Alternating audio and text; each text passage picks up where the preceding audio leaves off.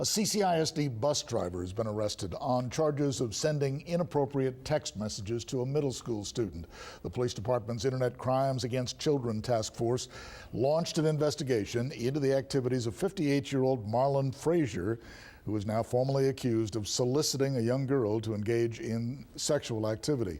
In a letter, a CCISD spokesperson says they were recently made aware of the incident, that it reportedly happened last school year, and that the text messages were being sent to a student at Caffey Middle School. The school district's policy expressly prohibits those types of communications between staff members and students.